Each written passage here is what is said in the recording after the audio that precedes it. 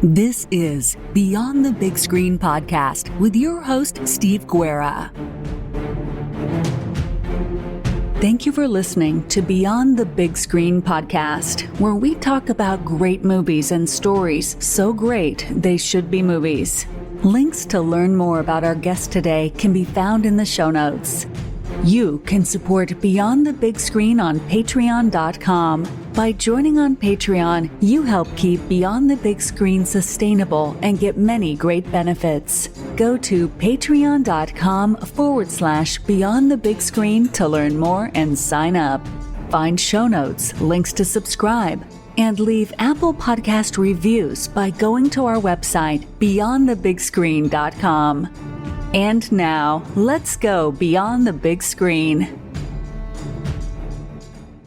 Sports fanatics. We all know at least one of these people. They are the people who, when their team is winning, they are on the top of the world. And when their team is losing, it's like a member of the family died, or even worse.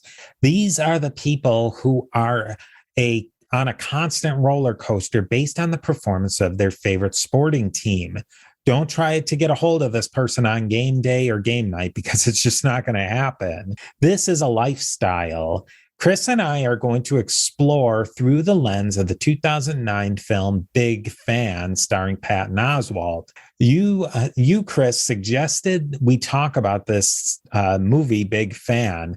How does this movie fit in with these other sports-related topics that we've talked about so far, like pro football and North Dallas 40, pro baseball and gambling, and the gambling culture and 8 Men Out, and some other movies? How does this fit in, you think?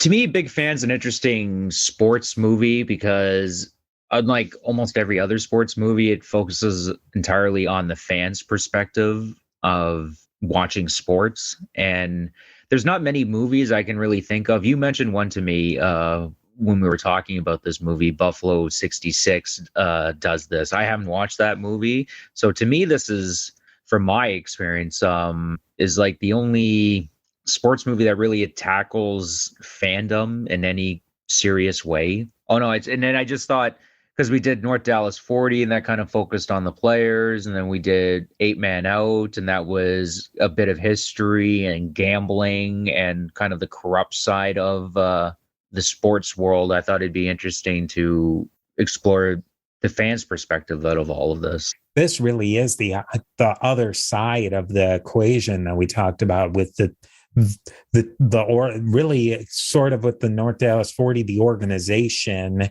8 Men Out, the gambling, and the team. And now we're really talking about the last component, you might say, of the fan. And it's interesting because the whole phenomenon of fandom, it's not a modern conception at all. It's all the way back into the Roman Empire and the Byzantine Empire. You have the blues and the greens in horse racing, and this idea of factions supporting certain sporting teams is probably goes back even older than that. I didn't research it any further back, but I think most people in the audience today would recognize that at least back to the Byzantine Empire, we have this idea of sports factions, and it almost feels like politics in a way. Can you maybe talk about what you were thinking with that?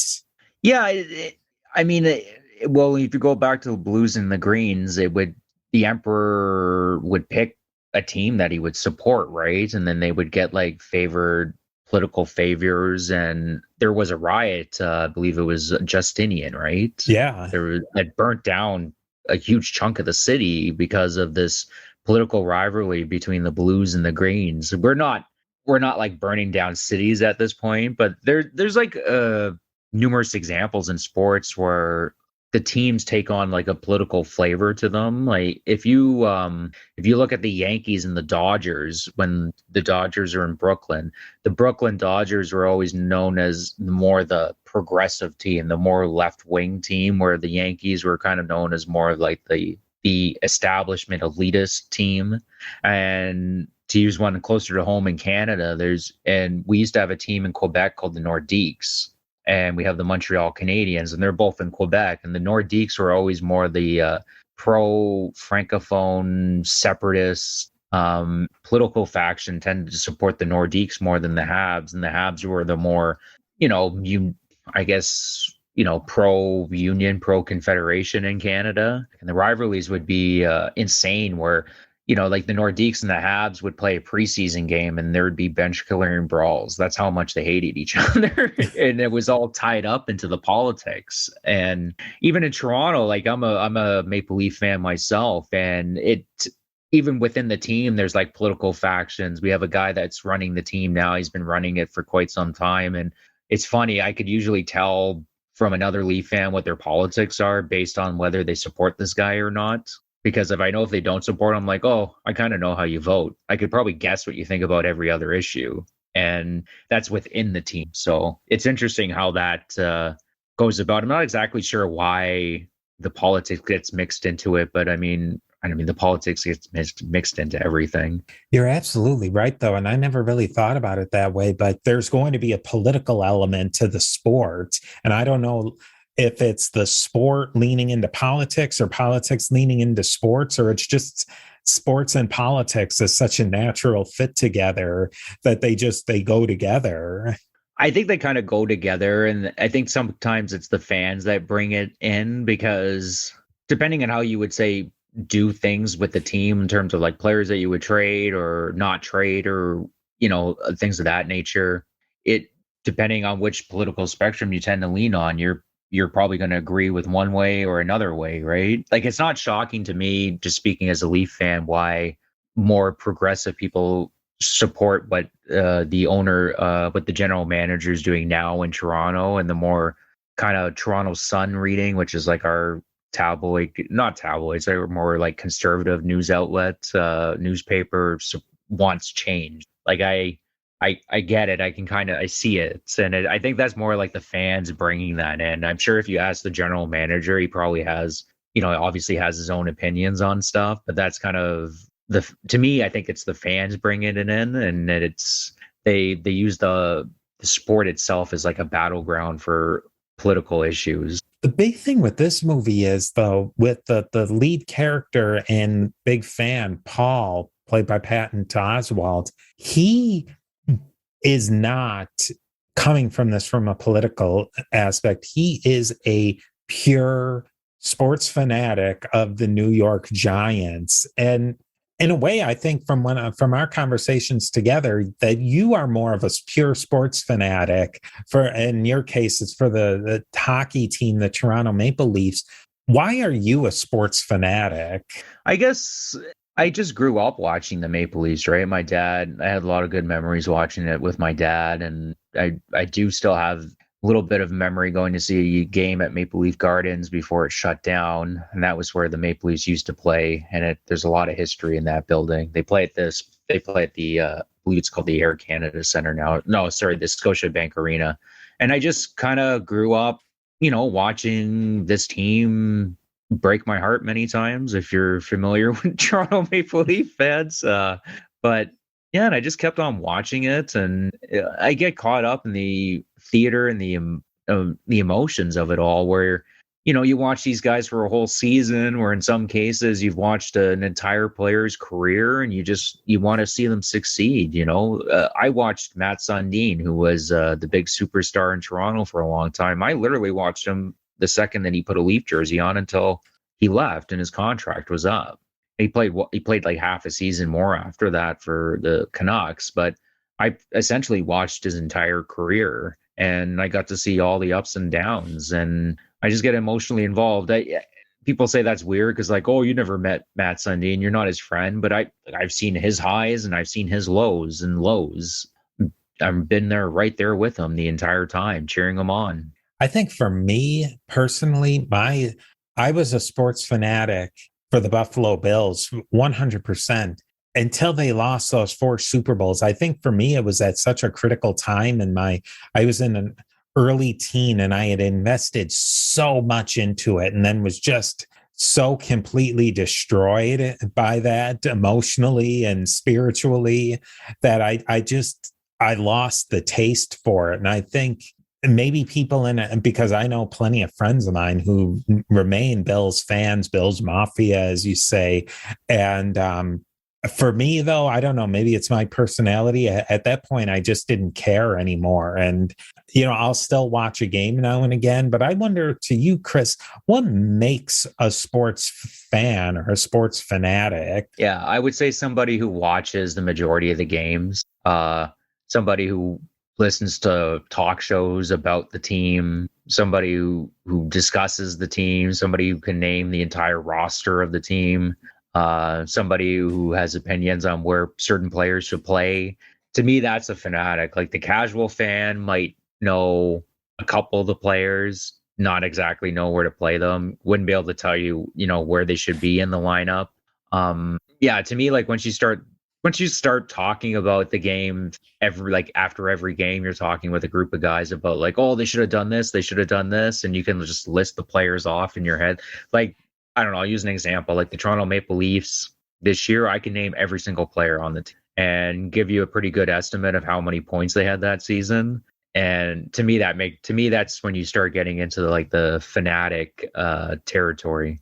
Yeah, I think there really is a spectrum, you might say, between just the casual fan, and I think this is a hockey term of the bandwagon fan. Like I'll jump on the Sabres bandwagon if they're doing well, and it's been a long time since I've had to hop on the bandwagon.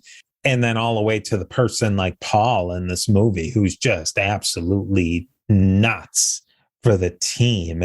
As far as a fanatic, how do you rank compared to, say, somebody like Paul? Oh, I'm not Paul, where like I'm not gonna lie, like this year the Leafs lost in the playoffs again.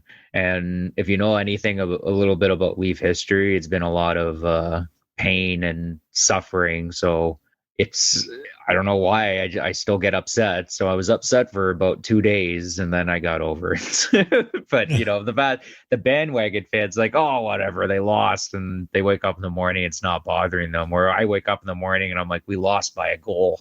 We were 1 goal away from being the best team in the league. And yeah, it was like 2 days later, I don't know, a couple days later, I was like over it. And I'm like, okay, whatever, let's get ready for next season.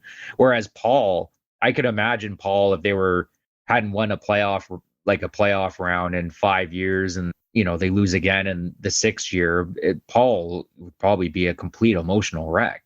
Yeah, I think with Paul, Paul's whole thing is it's more than just something he enjoys. It's more than just a hobby. It really is his life. His job is it's not a career, it's a job. He works as a cashier at a parking garage, and there's nothing against that, but it's not like, and I think Paul would admit that his job isn't his life, as the sports is the life. Have you ever run across people like that in your Leafs days? Where I can say with people who I know who had actual careers, who they would never put their career in front of their sports fandom. Oh yeah, I've known a couple of people like that. They're pretty rare, where like literally everything takes like sports are first and then everything else comes second, including family. As bizarre as that sounds, like I've met people like that, and it's pretty rare, but it is a real thing. Like Paul in the movie is pretty extreme, but there are people exactly like Paul who, I don't know, maybe if they weren't, maybe, I don't know if I ever met somebody, if they were beat up by the star player, they wouldn't press charges, but I'm sure they exist. They just haven't been beat up by the star player yet. I think inside of that spectrum of a casual fan, like, somebody, like me, who would watch a game, and, maybe I'm even outside of that spectrum, to the person like Paul, what do you think motivates somebody like Paul? Why is Paul obsessed with sports as opposed to anything else? I would say like people who get into that degree of fandom, it could be anything. Like it just happened to be sports for them, where it could be, you meet people that are obsessed about comics, or people that are obsessed about movies, or people that are obsessed about fashion, and it's and there's these people that exist all on these spectrums, and there's like the absolutely crazy person that's all they'll spend thousands and thousands and hundreds of thousands of dollars on clothes, and that's their thing. And Paul chose the New York Giants as his thing. I believe it's something I don't have any proof for this, but it almost seems like it's a genetic thing where people are born with this obsessive trait and they latch on to things. And it could be just like a person where some people get obsessed with like an individual, or where like I don't know, a guy is pining over a girl and he becomes obsessed about trying to get this girl. And everyone's met somebody like this, right? It's funny about Paul, I think, because Paul is extreme, but I don't think Paul is completely fictional or fantasy. What do you think about that? Because I don't think that Paul is a fantasy character at all. I think there's certainly Pauls all throughout this, not just the US, not just Canada. There's somebody like Paul all throughout the world for whatever their particular team is.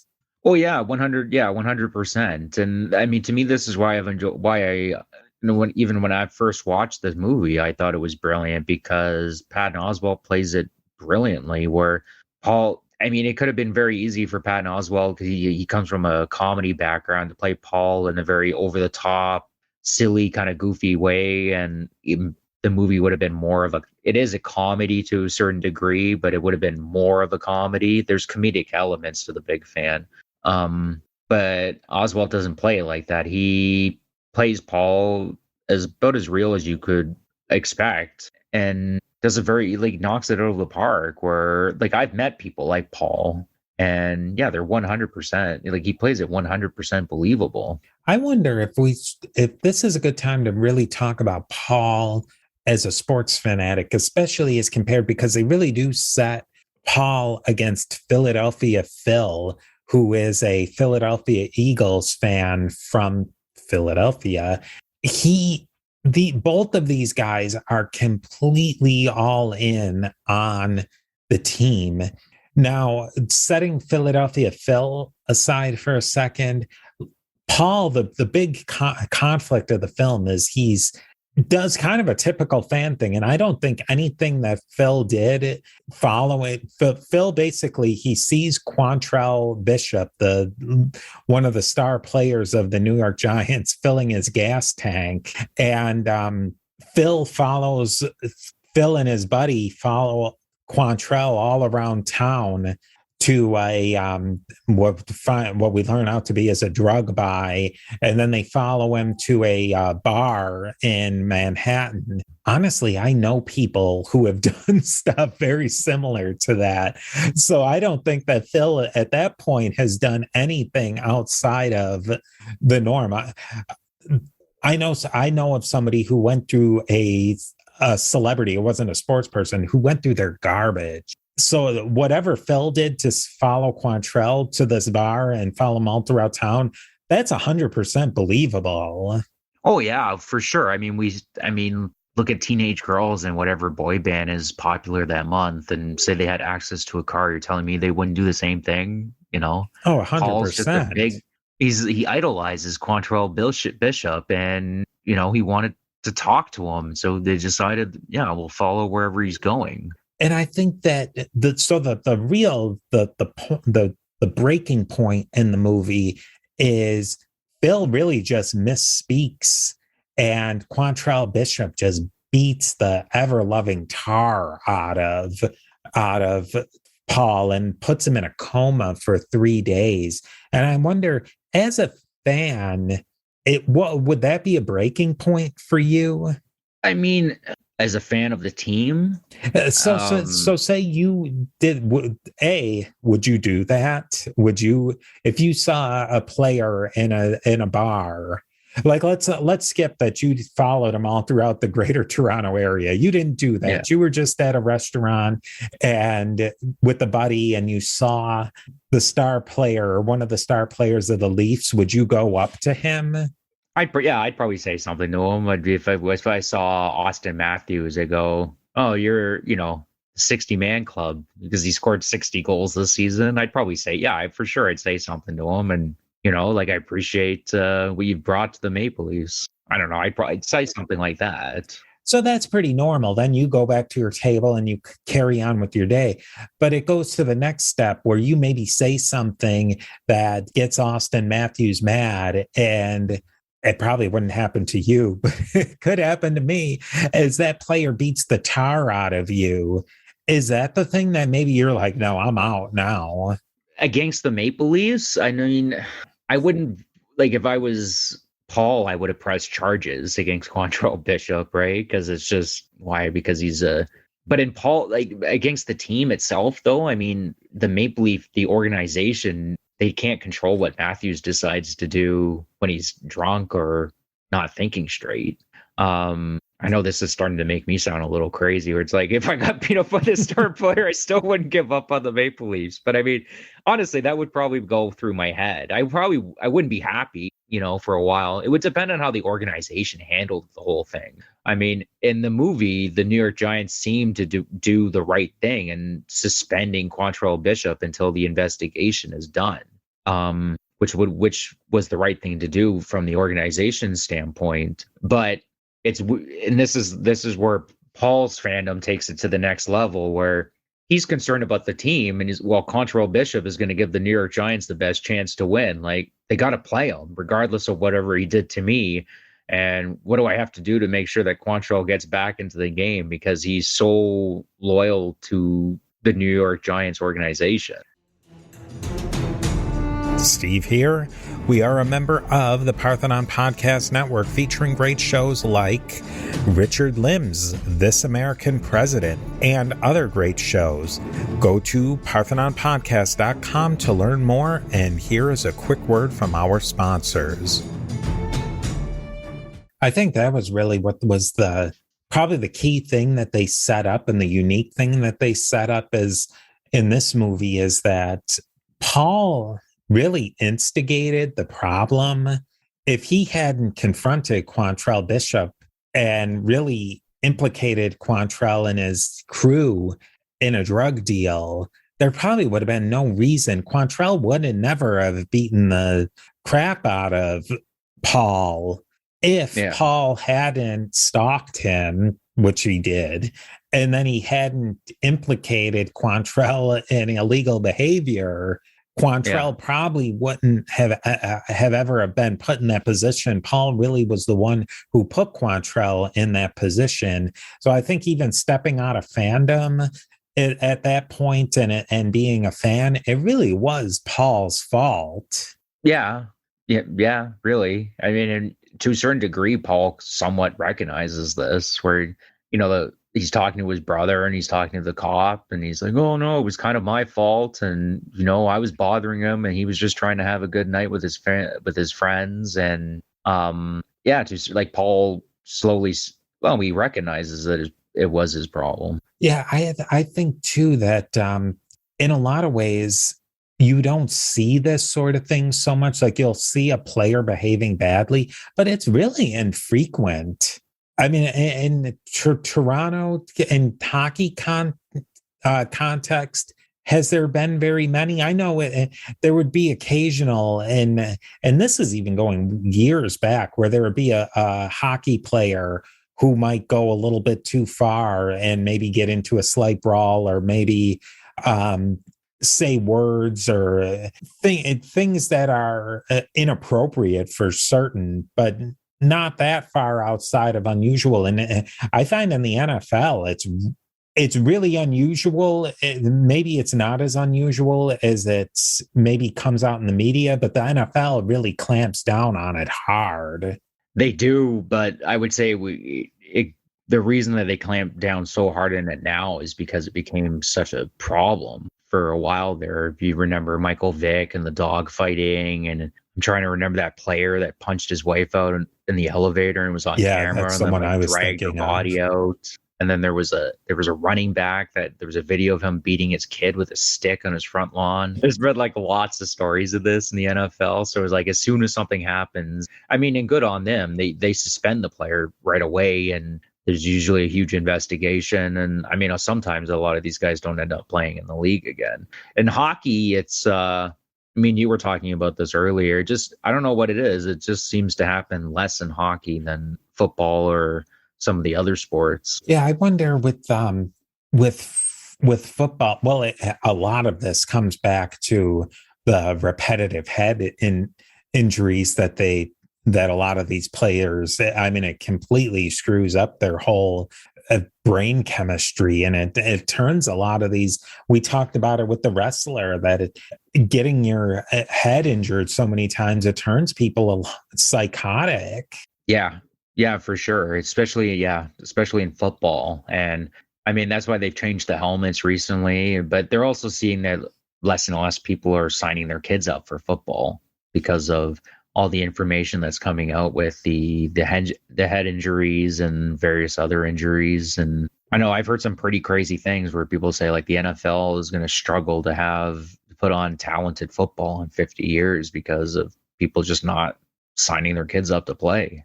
Yeah, I find that interesting because I've, people who I've known who they had their kids in football, in high school football, and they took some head injuries and they just pulled them out, period. And those could have been, like you said, that could have been the next generation of players.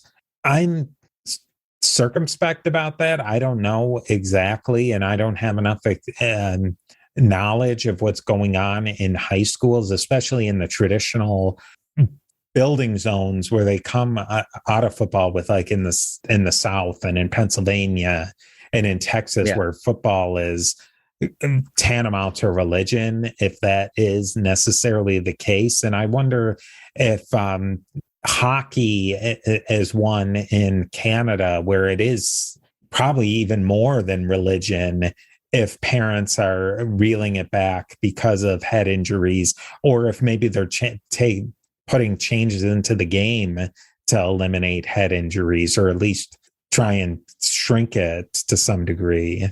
I'll say, with the NHL, they're trying very hard with clamping down on headshots, hits where guys not close to the puck, definitely hits from behind. They've clamped down really hard on that.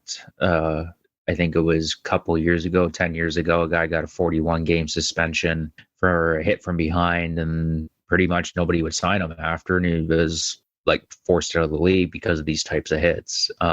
And slowly, it's a process. It takes time. The headhunting, it's interesting with hockey because the headhunting was never really part of it in the early days of the sport, and then it kind of became something as it was used as a tool to level the difference between the more skilled players and the less skilled team. Like, oh, we might not be able to compete with you on a skilled level, but we'll make you hurt. And that's kind of where the headhunting and a lot of the fighting came from. And where you would have a guy on your team that was his job was to fight people. And that was a big thing throughout the 70s, the 80s, early 90s. And nowadays you can't really have that on your team, because if you can't keep up in terms of the speed, there's no place for you on the team anymore. Moving on, another really interesting part of this movie was the relationship through sports talk radio that Paul had with Philadelphia Phil. And it was the placement of this movie being 2008, 2009. It's really before Twitter and Facebook really took off. And you had before you had the whole trolling ecosystem and the whole idea of trolling really take off. The relationships that developed. What do you have you seen this in your hockey and your fandom of just people who hate each other strictly through the sport? Oh, like fans of opposing teams. Yeah. Oh yeah, I've been involved in it. I haven't got to the point that Paul ends up getting to it, but there's a certain subset of fans, and I'll include even Leaf fans in this too, where Habs fans, for the most part, I just can't stand. I don't even like having Habs jerseys in my house. Winnipeg fans, this is recent history, can't stand. I don't even want to see a Winnipeg jersey in my house, just because of the way I don't know, it's just the way the fans act. And I mean, with the Habs, it's like a history there going back to the original six. We've always never gotten along, Toronto and Habs fans. The Jets, it's recent. But in terms of like individuals, they're really obnoxious fans of other teams. I can't like somebody like Philadelphia Phil, who's like an obnoxious Eagles fan. And I mean, in Philadelphia, Phil's just kind of having fun with all of it because he enjoys the whole fandom and sports culture. I would hate that guy if I was like a fan of the New York Giants. You know, if somebody like threw a pie in his face, I wouldn't be like, I'd be laughing my butt off or something. That really is the big difference between Philadelphia Phil and Paul, is that you get the gist, or you sort of get the idea that for Philadelphia Phil, sure, he loves the Eagles, if you will. He loves them, but for him, the troll is fun. For Paul, Paul, it's pure religion for him. Oh yeah, Paul, it's 100% serious. Where like Phil will call him to the show, and you can kind of tell he's just doing it off the cuff. You know, Paul sits there and when he's at his parking garage job, he's writing out what he's going to say when he calls into the sports show that they all call into and troll one another before trolling was a thing. And yeah, like it's funny. I kind of miss talk radio. I mean, they don't really have fans call in anymore. There used to be a good show in Toronto, like Leaf Talk with Andy Frost, and I don't know, you just have like random guys like Phil or Paul. Like we would have guys like that would call into the show, and they'd like go back and forth with one another. You'd have people hammered calling onto the show, just not making any sense. And like the host would be like, because it was, you call in and you don't know what's going to happen, like what's going to come out of this person's mouth. So it was like, it was fun, like one guy could, start dropping F-bombs, then have to cut them off and stuff like that during the show. It was just, I miss it. It's not, maybe it's something, it's probably still around, but every sports radio show that I listen to, they don't have fans call in anymore. I mean, it's not really necessary now because these same fans can just make YouTube videos and go back and forth on Twitter now. They're not limited to just listening to a show that comes out at a certain time of the day talking about the Leafs. I could probably listen to the Leafs 24/7 if I scroll through all the podcasts and everything that's available, plus the radio shows. Yeah, I think somebody like Philadelphia Phil, he would totally have a podcast right now or a YouTube channel. He didn't have to call into sports talk radio in Philadelphia to get his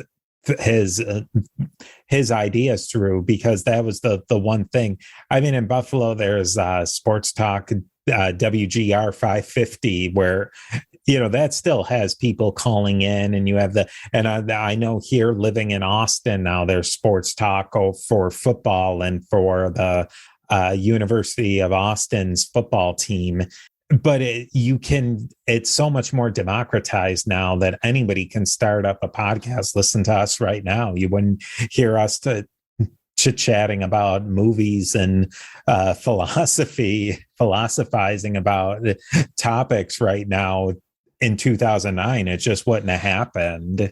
And it was, in terms of this movie, it's interesting to think the type of, like you pointed out, Phil would probably be like the Uber Eagle fan and have like a podcast, and he probably could quit his job and just do that for a living. It'd be interesting to see what I was thinking about this, like what Paul could have done if he had access to something like Twitter or being able to make a podcast or about his New York Giants. I just wonder like how he would be. Paul would probably be a great troll on Twitter if he was a Giants fan. But I don't think he could take it much of the ribbing back, because he takes it very seriously. I think there's absolutely no doubt that Phil would be, or Paul would be 100% a Twitter troll for the Giants. And that's probably the really big change that happened in not too long of a time, 10 years, 13 years, of how much of what their fandom would have really meant and what they would have been able to go by as a fan. But I'm wondering, do you think that the outcome of the movie would have been different if, say, that Paul gets beat up by Quantrell and Paul had a Twitter account or a podcast on the Giants, if that would have been a big difference. I mean, his brother files a lawsuit on behalf of him against Quantrell. It would have been easier for him to just go on his podcast and be, I have nothing to do with this, and I want this stopped right now. Where he didn't really have like the microphone to be able to do that. So he tries calling into the radio show, and then his mom interrupts his conversation. And the sports jockey is laughing, "Is that your mom?" And then he ends up swearing, and they kick him off the air, and it turns into a complete disaster. And he had worked himself up to this moment that he was going to exonerate Quantrell Bishop. I mean, that's another part of this movie, that there's comedy in this movie. It's not like laugh out loud comedy. It's more kind of cringe black comedy, but there's a lot of funny moments. I think looking at the movie, I think that's something that we could have probably have lost, and it wouldn't have been a big loss for the movie, is if they had really gotten rid of that whole aspect of the brother, because I don't understand necessarily. I think the brother, being a kind of an ambulance chaser attorney in New York and Staten Island, that it was maybe all that was setting up is to say that Paul was a fool. I don't know what else that really said. Yeah, but the thing with this movie, and people, you're probably used to it now. I always have like weird interpretations of these types of movies. Is there's a lot of as kind of sick as Paul is, there's a lot of admirable qualities about. There is some admirable qualities about Paul. His loyalty to the New York Giants is something that most people maybe will never see in their life, or might see it maybe once, where someone is utterly devoted to, as misguided as it is, Paul is utterly devoted to the New York Giants. And the way that me and you were talking about this, and the way that people used to be utterly devoted to their religious organization, like the early church leaders, where they're willing to literally sacrifice everything and sometimes their lives. And Paul, if it came down, it's like, oh, are the New York Giants going to be the greatest football team of all time? It's just going to cost you your life. I honestly think Paul would give up his life if that was the case. And people say, oh, that's crazy. But that type of devotion, you just don't come across it all the time. And if you contrast it to his brother, who is the polar opposite of that, he is not devoted to anything at all, not devoted to his family, cheated on his wife with his floozy secretary.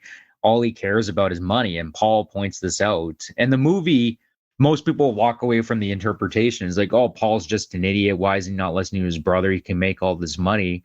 Yeah, that's, Paul would just have to, give up everything that he's devoted his life to and himself and who he is for some money, do you understand what I'm saying? Yeah, I mean, I think that dichotomy maybe that is really the reason that they set up Paul's brother, is that all Paul's brother cares about is money, and maybe even more than money is wins. And Paul's brother is compared with wins just like Paul is compared with wins, but it's wins of the Giants. And yeah, can you really make a moral judgment just because Paul's brother seems more legit, as that he's a lawyer and he's doing this? But in a way, his is even more scummier than Paul's a total devotion to the team. At least there's something more, maybe higher level and spiritual with Paul's devotion than there is with Paul's brother's devotion. Yeah, 100%. And he's come to this conclusion all on his own, Paul himself, and that's with literally everyone in his family telling him that he's an idiot and that he needs to change how he's living his life, and his mother saying, like, why can't you be like more like your brothers and sisters? And Paul rightfully points out to his mother, oh, so I could, do what my brother did and cheat on his wife and chase ambulances, and this is the better son because he's more successful based on what society standards say it is. I mean, to me, there's a lot of admirable qualities. Like I pointed out, there's in the movie, I think you're supposed to walk away from it thinking, like what an idiot Paul is, and he's mentally ill and he's this and that. But he is a little bit of those things, but there is a lot to respect about Paul in terms of, like I pointed out, his devotion to the New York Giants. And I mentioned this to you, like, who would you rather have as a friend, Paul or his brother? I think the answer is simple. You'd rather have Paul as a friend. Yeah, he's a screw up, but Paul's not going to cheat you. His brother will throw you under the bridge if he can get an extra dollar. And then his mother would make a judgment on you based on who you have as friends, superficial things. And people will say, oh, the New York Giants, that's a superficial thing to devote yourself to, but not in the devotion that Paul has to it. It's nothing, but he sacrificed literally everything for the New York Giants, and potentially his health and his reputation, everything, because he wanted to do what was best by the New York Giants organization, and that was to not turn Quantrell Bishop in. I mean, and down the road, it might have not been a good idea, because I have a feeling Quantrell Bishop will end up doing one of these things again. But that's irrelevant to the point I'm trying to make right now. Moving on, I'd like to explore a little bit more with Philadelphia Phil versus Paul, and this whole idea of the hatred between teams, and it takes on a civic element and a civic pride of New York versus Philadelphia. And like you were saying, that Toronto versus Montreal versus this new one of Toronto versus Winnipeg. And in the grand scheme of things, who cares? Does it really, is it for you sitting in Toronto? What is the value in you hating somebody from Winnipeg? Or, I think of when I was in Buffalo, the person from Buffalo who hated Miami, and it turned into, it went off of the field or the rink or the court to a hatred of a people. And what do you think about that? Like, with your traditional hatred of Montreal, where I could see almost with Toronto versus Montreal that there is a political element to that Toronto is really the English Canada, and Montreal is the French stalwart of Canada. But Winnipeg, who cares? Well, Winnipeg's recent just because they've hit a lot of our players, done dirty hits, and then you see videos of the other team and their fans cheering on these dirty hits. And I mean, I'm not going to first, I'll never go to Winnipeg in general. I feel sorry for anybody who does live in Winnipeg. Enjoy the winters. But if I ever stop by, I'm the guy from Toronto.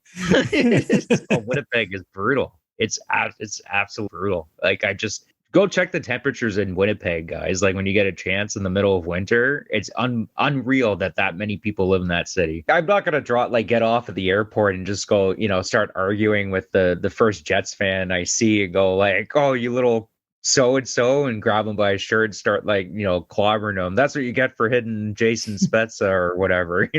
I'm not going to do that, but I do some nice ribbing with them, and I'm not going to lie. As soon as I see that Jets jersey, I'm just like, I don't know. It's going to take me a little while to get used to you.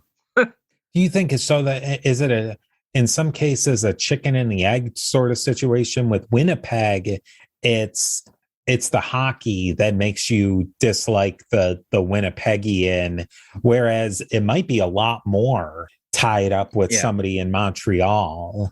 Yeah, for sure. Like Montreal is, like you pointed out, there's a lot of political history with that too, right? And we pointed out with the Yankees and the Dodgers, there was a political aspect to that too. The tribalism is part of the fun, right? Because it's not rational. You're just letting your emotions take control of you for a bit. And don't get me wrong, Paul is an example of this where it becomes destructive. But I mean, in terms of tribalism is ingrained in humanity. We have tribalism about everything. It could be nation, denomination of church, what neighborhood you grew up in. Sports, it seems to be for the most part, relatively safe route to express this kind of tribalism with, I don't know, limited damage to society. Steve here again with a quick word from our sponsors.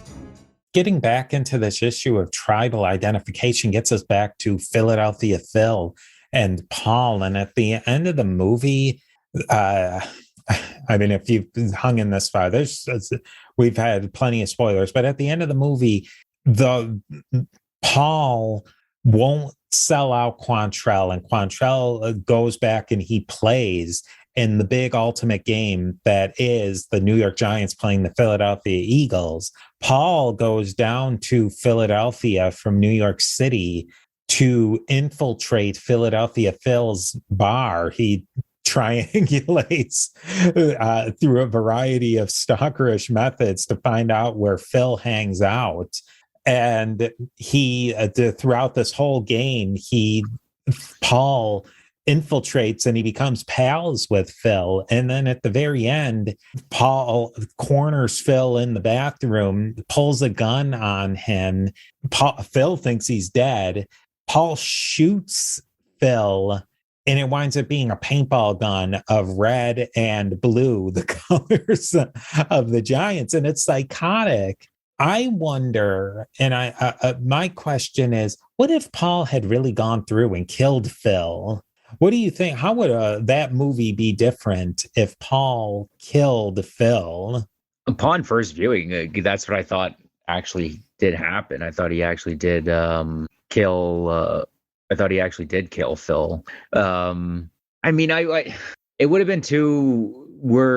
In my opinion, the movie leaves some of it like open for ambiguity, where the type of person that Paul is, like how bad of a person Paul is. If he had just shot Phil and killed him, it's like, yeah, Paul's 100% totally deranged. And it's not really, to me, it would have changed the movie too much. It's not really, it wouldn't have been a good investigation of what fandom is. It would have been fandom's bad and this is what it makes you do to people. You kill people.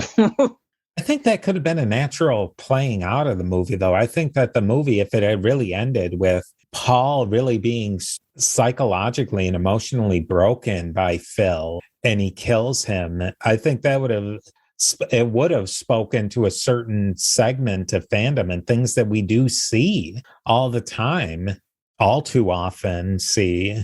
Yeah.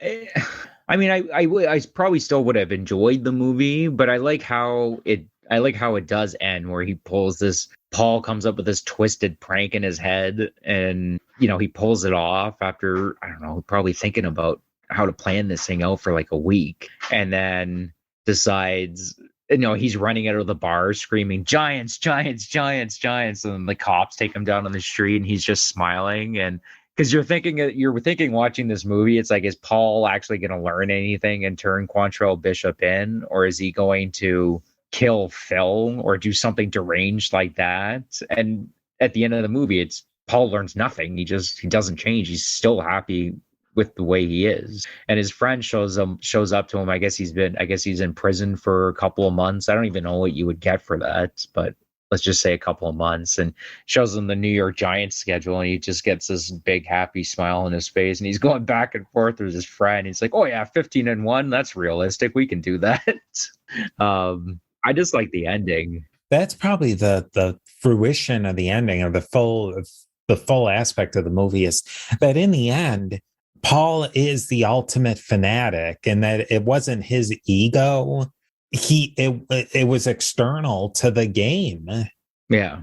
I thought I was thinking about like how they could have done the ending differently. I thought it would have been interesting if they had done an ending where Quantrell Bishop is playing in the Super Bowl and everybody knows that Paul was beat up by Quantrell Bishop, but Quantrell Bishop wins and the New York Giants win the Super Bowl because of Quantrell Bishop, and Paul becomes this folk hero in New York Giant fandom because he took one for the team and didn't turn Quantrell in, and now they're Super Bowl champs. So in a weird twisted logic, his fandom, he gets rewarded, the ultimate reward for his fandom. It's something else that might have been an interesting that's playing off of that folk hero is, what if Paul goes down to Philly with maybe some sort of malice in his heart, but he really just goes down to troll Philadelphia Phil.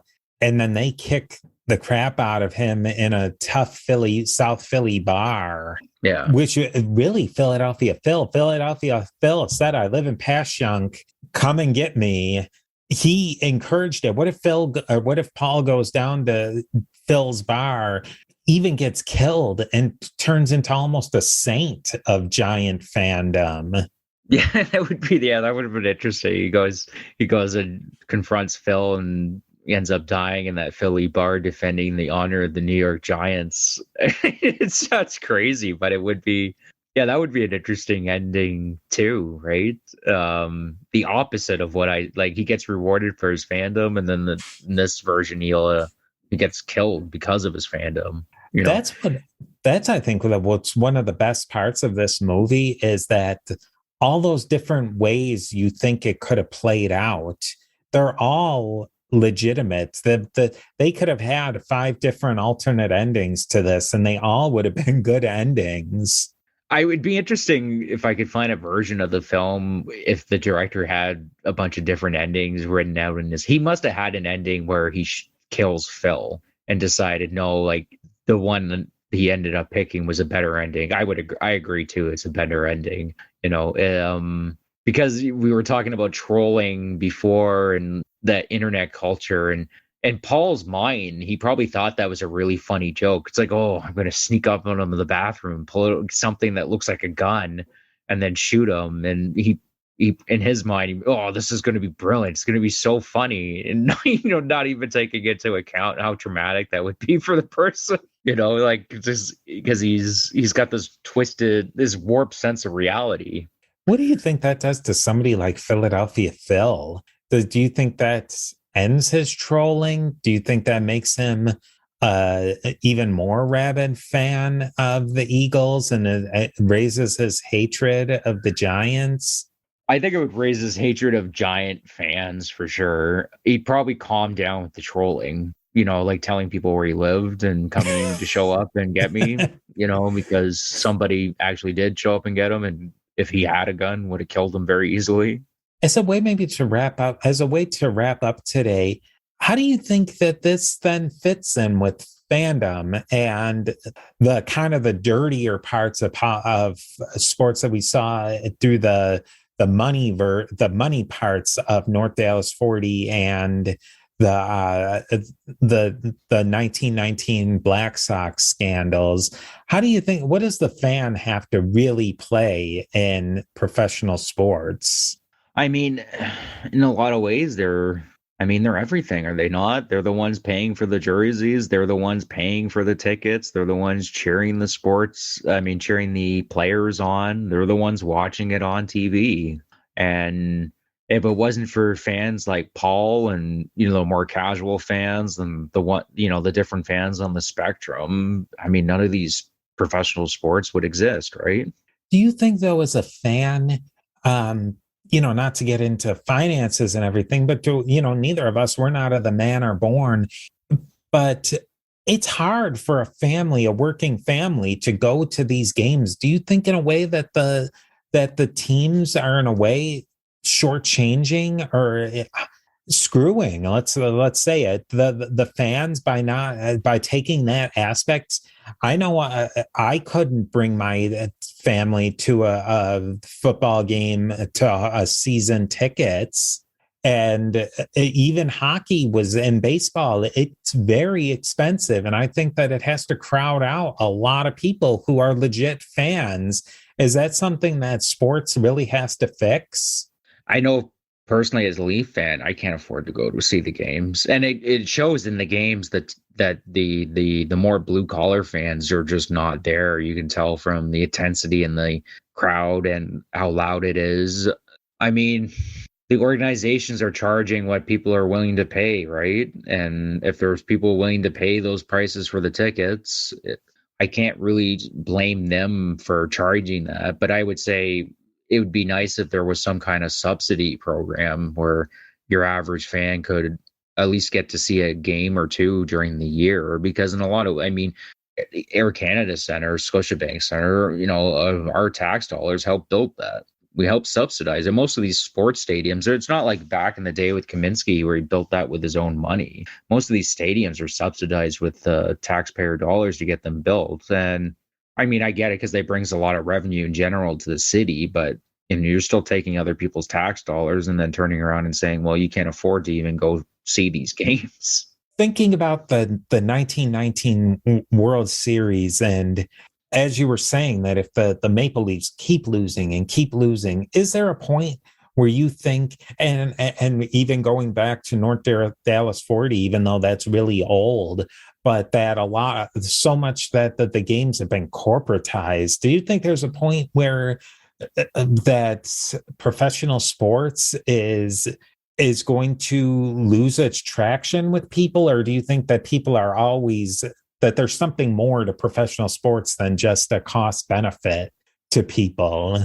I think there's something more to professional sports than just a cost benefit to people. I mean, look at the price of jerseys and hats, and people still buy them, right? And it's just a regular baseball cap, and it's just a hockey jersey, and people are still paying for them. It provides theater, there's a huge emotional element to it that's more important to your average fanatic than the cost benefit ratio. I mean, to me, that's what makes professional sports, or just, being a sports fan in general and cheering for a team, is the fact that what makes it appealing is it isn't rational. We live in a hyper rational society where everything has to be meticulous and measured and timed, and sports provides an opportunity where you could just throw all that rationality out of the door.